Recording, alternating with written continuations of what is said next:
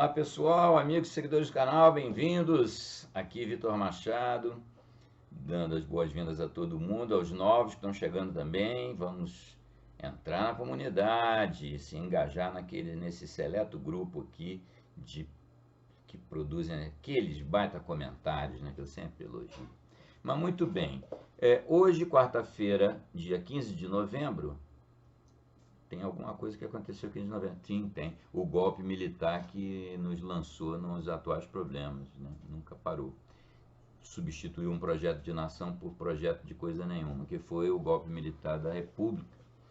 E nesse dia tem a única vantagem que posso imaginar que seja que é feriado, pelo menos isso, não dá para trabalhar, não se trabalha. Então hoje, 15 de novembro, nós vamos apresentar para vocês um conto, uma joia da literatura brasileira, na minha opinião, de um autor que eu acho magnífico, que é o João do Rio. Eu vou pedir licença para ler, porque o nome verdadeiro João do Rio é obviamente um pseudônimo, ele tinha vários, mas esse é o mais famoso dele, o que ele mais usou a partir do início do século XX. Eu vou ter que ler o nome dele todo, porque o nome dele é imenso, parece aqueles nomes de príncipe. João Paulo Emílio Cristóvão dos Santos Coelho Barreto, esse é o nome todo de João do Rio. Ele assinava os trabalhos dele antes de adotar o pseudônimo João do Rio, que é em 1903. Ele é de 1881, morreu em 1921, com 39 anos, é outro daqueles casos assim que dá pena. Morreu em 21, morreu de um infarto agudo do miocárdio. Ele era um cara muito gordo, tinha esse tipo de problema, o coração dele, aí um belo dia pifou. Ele então nasceu lá em 81 e quando ele entrou no século XX, ele era jornalista, né, e começou a produzir mais textos ficcionais, dentre os quais esse que nós vamos narrar hoje, que é O Bebê de Tarlatana Rosa, faz parte de uma antologia Por Dentro da Noite. Antes de mais nada, já vou explicando logo o que é tarlatana, porque muita gente se pergunta, mas que droga de tarlatana é essa? Porque no conto não fica claro, porque na época era, todo mundo sabia, né? Tarlatana é um pano, é uma entretela, um pano grosso, assim, que é usado para fazer máscara, ele é muito usado no carnaval, que é o caso, né? Esse é um conto de carnaval. E a tarlatana é essa entretela, que pode ter qualquer cor, no caso aí rosa, no caso do conto. É usado para fazer aquelas saia de bailarina, um monte de usos que precisa de um pano mais rígido, assim. Esse é a tarlatana. Então, o conto é O Bebê de Tarlatana Rosa, de 1910, de quando saiu essa antologia Por Dentro da Noite. Um sucesso editorial. Vocês podem imaginar quantos exemplares foram impressos na época? 20. É de rir, né? Mas é de rir. Eu fico até orgulhoso dos meus livros, né? 20 exemplares eu não ia nem querer.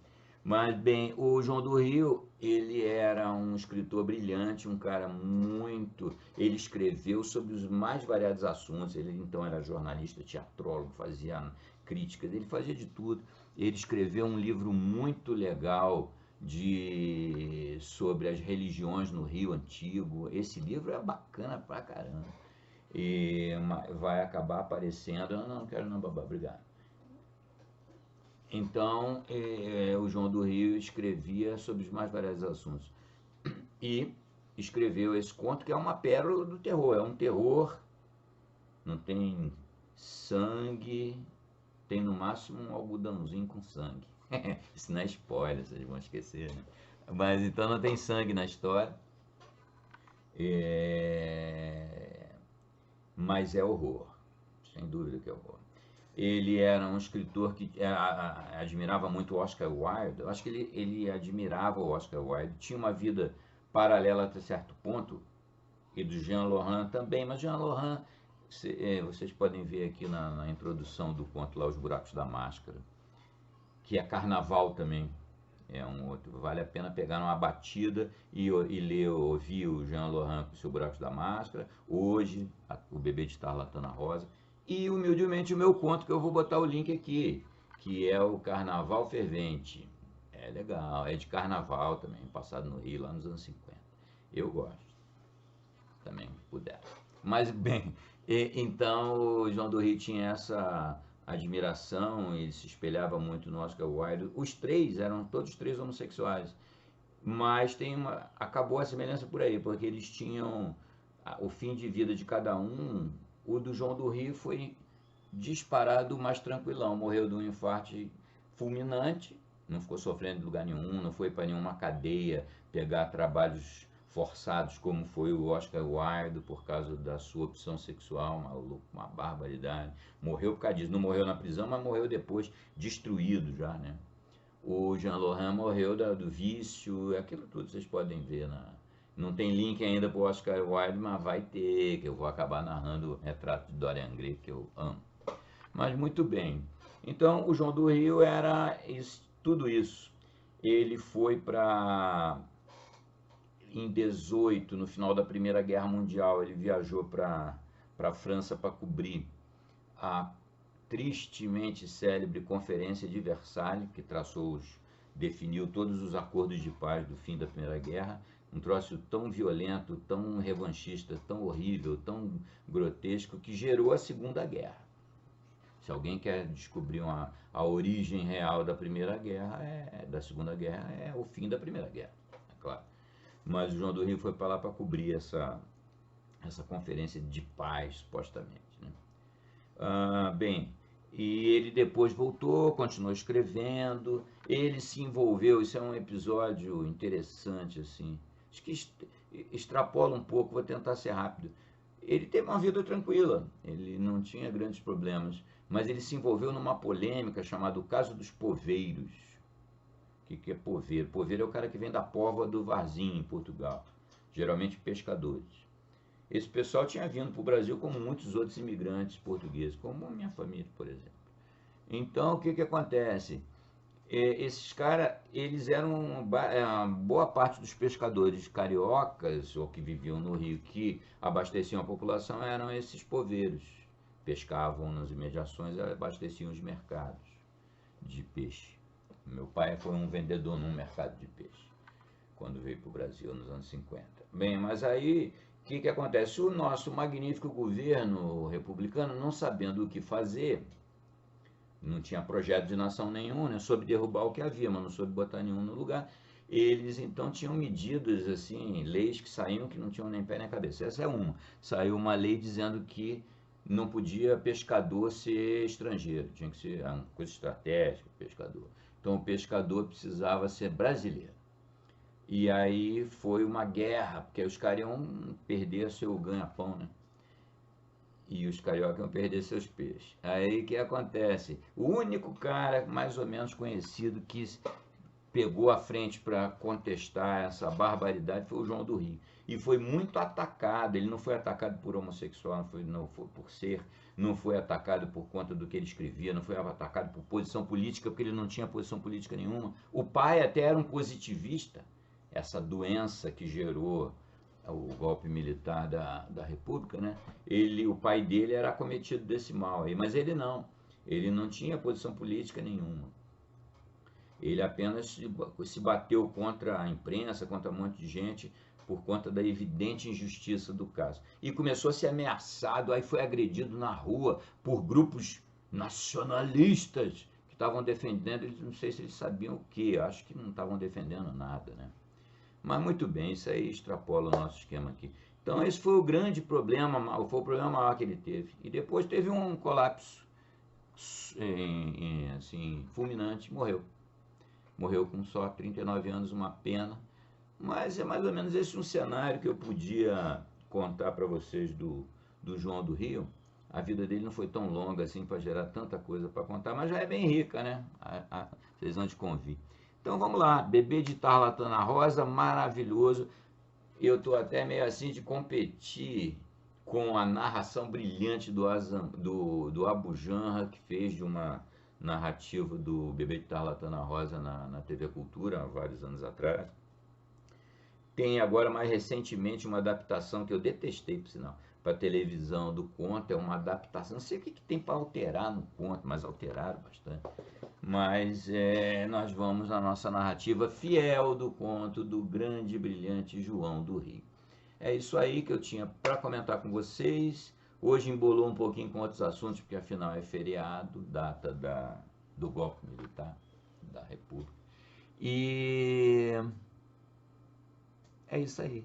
Final de semana que vem, a penúltima e gloriosa parte de As Montanhas da Loucura. Não percam. Abração para todo mundo, saudações, muito obrigado pelo apoio. O canal continua no seu crescimento. Está migrando de nano para microcanal. Muito obrigado a todo mundo. Saudações, abraço a todos. Divirtam-se com o bebê de Tarlatana Rosa. E não deixem de dar uma força para o amigo de vocês aqui assistindo também Carnaval Fervente. Um abraço, até mais. O bebê de Tarlatana Rosa, 1910, João do Rio. Oh, uma história de máscaras! Quem não a tem na sua vida? O carnaval só é interessante porque nos dá essa sensação de angustioso imprevisto. Francamente, toda gente tem sua história de carnaval, deliciosa ou macabra, álgida ou cheia de luxúrias atrozes. Um carnaval sem aventuras não é carnaval. Eu mesmo este ano tive uma aventura, e Heitor de Alencar esticava-se preguiçosamente no divã, gozando a nossa curiosidade. Havia no gabinete o barão Belfort, Anatólio de Azambuja, de que as mulheres tinham tanta implicância, Maria de Flor, a extravagante boêmia, e todos ardiam por saber a aventura de Heitor. O silêncio tombou expectante. Heitor, fumando um Gianacles autêntico, parecia absorto. É uma aventura alegre? Indagou Maria. Conforme os temperamentos. Suja? Pavorosa, ao menos. De dia? Não, pela madrugada. Mas, homem de Deus, conta! Suplicava Anatólio. Olha que está adoecendo a Maria. Heitor puxou um largo trago à cigarreta.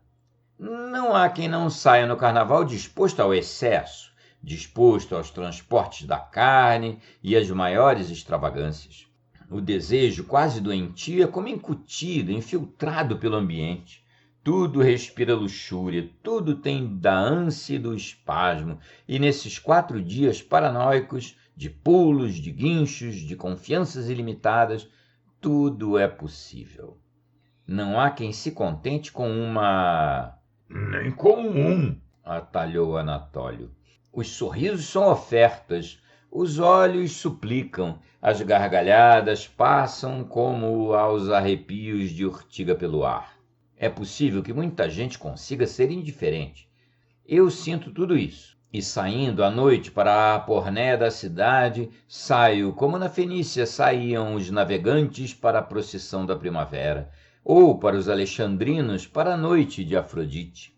Muito bonito, ciciou Maria de Flor. Está claro que este ano organizei uma partida com 4 ou 5 atrizes e 4 ou 5 companheiros. Não me sentia com coragem de ficar só como um trapo no vagalhão de volúpia e de prazer da cidade. O grupo era o meu salva-vidas. No primeiro dia, no sábado, andamos de automóvel a percorrer os bailes. Íamos indistintamente beber champanhe aos clubes de jogo que anunciavam bailes e aos machiches mais ordinários. Era divertidíssimo e ao 5º clube estávamos de todo excitados. Foi quando lembrei uma visita ao baile público do Recreio. Nossa Senhora! Disse a primeira estrela de revistas que ia conosco. Mas é horrível! Gente ordinária, marinheiros à paisana, fúfias dos pedaços mais esconsos da rua de São Jorge, um cheiro atroz, rolos constantes. Que tem isso? Não vamos juntos? Com efeito, íamos juntos e fantasiadas as mulheres.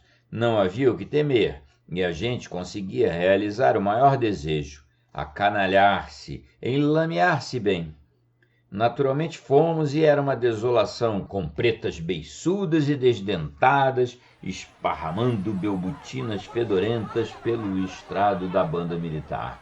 Todo o pessoal de azeiteiros das ruelas lôbregas e essas estranhas figuras de larvas diabólicas, de íncubos em frascos de álcool, que têm as perdidas de certas ruas, moças, mas com os traços como amassados, e todas pálidas, feitas de pasta de mata-borrão e de papel de arroz. Não havia nada de novo. Apenas, como um grupo parara diante dos dançarinos, eu senti que se roçava em mim, gordinho e apetecível, um bebê de tarlatana rosa.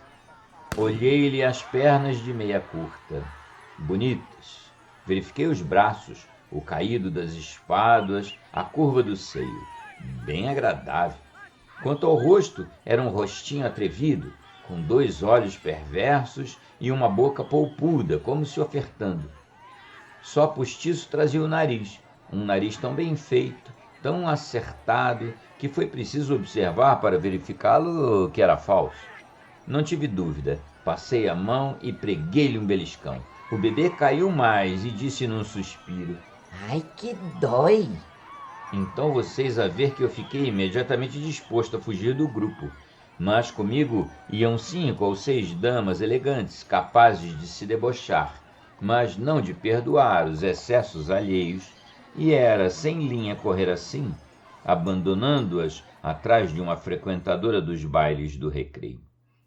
Voltamos para os automóveis e fomos cear no clube mais chique e mais secante da cidade. E o bebê? O bebê ficou, mas no domingo, em plena avenida, indo eu ao lado do chofer, no burburinho colossal, senti um beliscão na perna e uma voz rouca dizer: Para pagar o de ontem. Olhei, era o bebê rosa, sorrindo, com o nariz postiço, aquele nariz tão bem feito. Ainda tive tempo de indagar: Onde vais hoje? A toda parte. Respondeu, perdendo-se num grupo tumultuoso. Estava perseguindo-te, Comentou Maria de Flor. Talvez fosse um homem. Soprou desconfiado o amável Anatólio. Não interrompam o Heitor, fez o barão, estendendo a mão. Heitor acendeu outro de Anacles, ponta de ouro, sorriu e continuou. Não o vi mais nessa noite. E segunda-feira não o vi também. Na terça desliguei-me do grupo e caí no mar alto da depravação, só com uma roupa leve por cima da pele, todos os maus instintos fustigados. De resto, a cidade inteira estava assim. É o momento em que, por trás das máscaras, as meninas confessam paixões aos rapazes. É o instante em que as ligações mais secretas transparecem, em que a virgindade é dúbia e todos nós a achamos inútil, a honra uma caceteação, o bom senso uma fadiga. Nesse momento, tudo é possível, os maiores absurdos, os maiores crimes. Nesse momento, há um riso que galvaniza os sentidos e o beijo se desata naturalmente. Eu estava trepidante, com uma ânsia de acanalhar-me quase mórbida. Nada de raparigas do galarim perfumadas e por demais desconhecidas. Nada do contato familiar, mas o deboche anônimo, o deboche ritual de chegar, pegar, acabar, continuar. Era ignóbil. Felizmente, muita gente sofre do mesmo mal no carnaval. A quem o dizes? Suspirou Maria de Flor. Mas eu estava sem sorte, com a guinha, com o caiporismo dos defuntos índios. Era aproximar-me, era ver fugir a presa projetada.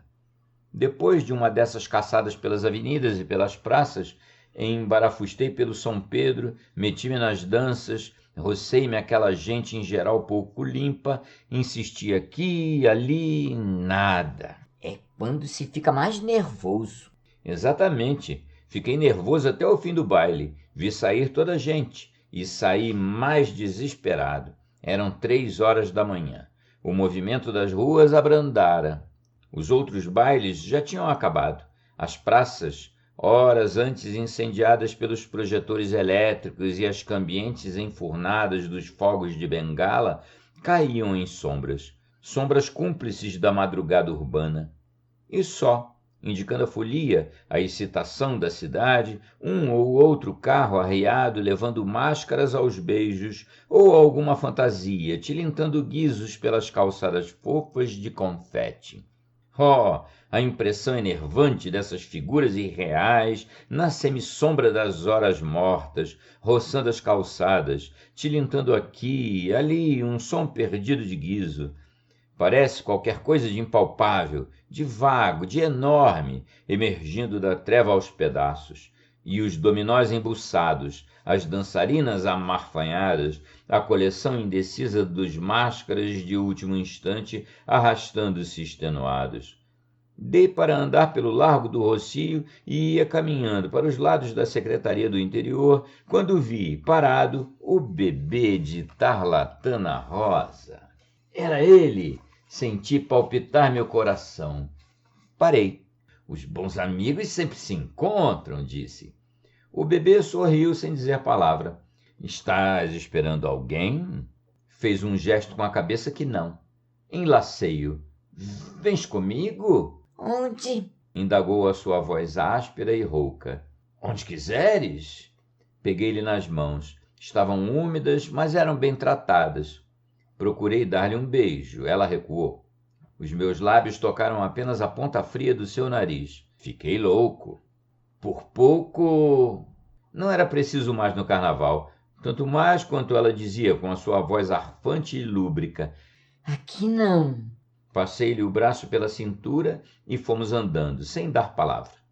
Ela apoiava-se em mim, mas era quem dirigia o passeio. E os seus olhos molhados pareciam fruir todo o bestial desejo que os meus diziam. Nessas frases do amor não se conversa. Não trocamos uma frase. Eu sentia a arritmia desordenada do meu coração e o sangue em desespero. Que mulher! Que vibração! Tínhamos voltado ao jardim. Diante da entrada que fica à fronteira à rua Leopoldina, ela parou, hesitou. Depois... arrastou-me, atravessou a praça, metemo-nos pela rua escura e sem luz. Ao fundo, o edifício das Belas Artes era desolador e lúgubre. Apertei-a mais. Ela aconchegou-se mais. Como os seus olhos brilhavam. Atravessamos a rua Luís de Camões. Ficamos bem embaixo das sombras espessas do Conservatório de Música. Era enorme o silêncio, e o ambiente tinha uma cor vagamente russa, com a treva espancada um pouco pela luz dos combustores distantes. O meu bebê gordinho e rosa parecia um esquecimento do vício naquela austeridade da noite. — Então, vamos? Indaguei. — Para onde? — Para a tua casa? — Ah, não, em casa não podes. — Ah, então por aí... Entrar... Sair, despir-me, não sou disso. Que queres tu, filha? É impossível ficar aqui na rua. Daqui a minutos passa a guarda. Que tem? Não é possível que nos julguem aqui para bom fim, na madrugada de cinzas. Depois, às 4, tens que tirar a máscara. Que máscara? O nariz. Sim. E sem mais dizer, puxou-me. Abracei-a. Beijei-lhe os braços... Beijei-lhe o colo, beijei-lhe o pescoço, gulosamente a sua boca se oferecia. Em torno de nós o mundo era qualquer coisa de opaco e de indeciso. Sorvi-lhe o lábio. Mas o meu nariz sentiu o contato do nariz postiço dela, um nariz com cheiro a resina, um nariz que fazia mal. Tira o nariz. Ela segredou. Não, custa tanto para colocar. Procurei não tocar no nariz tão frio, naquela carne de chama. O pedaço de papelão, porém, avultava, parecia crescer, e eu sentia um mal-estar curioso, um estado de inibição esquisito. Que diabo! Não vais agora para casa com isso? Depois não te disfarça nada. Disfarça sim. Não. Procurei-lhe nos cabelos o cordão. Não tinha. Mas, abraçando-me, beijando-me, o bebê de Tarlatana Rosa parecia uma possessa tendo pressa. De novo, os seus lábios aproximaram-se da minha boca. Entreguei-me. O nariz roçava o meu, o nariz que não era dela, o nariz de fantasia. Então, sem poder resistir, fui aproximando a mão, aproximando, enquanto com a esquerda enlaçava mais, e de chofre agarrei o papelão, arranquei-o. Presa dos meus lábios com 2 olhos que a cólera e o pavor pareciam fundir, eu tinha uma cabeça estranha. Uma cabeça sem nariz, com 2 buracos sangrentos atulhados de algodão. Uma cabeça que era alucinadamente uma caveira com carne.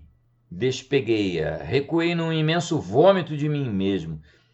Todo eu tremia de horror, de nojo. O bebê de Tarlatana Rosa emborcara no chão com a caveira voltada para mim, num choro que lhe arregaçava o beiço, mostrando singularmente abaixo do buraco do nariz os dentes alvos. Perdoa, perdoa, não me batas. A culpa não é minha. Só no carnaval é que posso gozar. Então, aproveito, ouviste? Aproveito. Foste tu que quiseste. Sacudia com fúria, pula de pé num safanão que a devia ter desarticulado. Uma vontade de cuspir, de lançar, apertava-me o glote, e vinha-me o imperioso desejo de esmurrar aquele nariz, de quebrar aqueles dentes, de matar aquele atroz reverso da luxúria. Mas um apito trilou. O guarda estava na esquina e olhava-nos, reparando naquela cena da semitreva. Que fazer? Levar a caveira ao posto policial? Dizer a todo mundo que a beijara? Não resisti. Afastei-me, apressei o passo e, ao chegar ao largo, inconscientemente deitei a correr como um louco para casa, os queixos batendo, ardendo em febre. Quando parei à porta da casa para tirar a chave, é que reparei que a minha mão direita apertava uma pasta oleosa e sangrenta. Era o nariz do bebê de Tarlatana Rosa. Heitor de Alencar parou, com o cigarro entre os dedos, apagado. Maria de Flor mostrava uma contração de horror na face, e o doce Anatólio parecia mal. Houve um silêncio agoniento. Afinal, o barão Belfort ergueu-se e tocou a campainha para que o criado trouxesse refrigerantes e resumiu. Uma aventura, meus amigos, uma bela aventura. Quem não tem do carnaval a sua aventura? Esta é pelo menos empolgante. E foi sentar-se ao piano. Fim.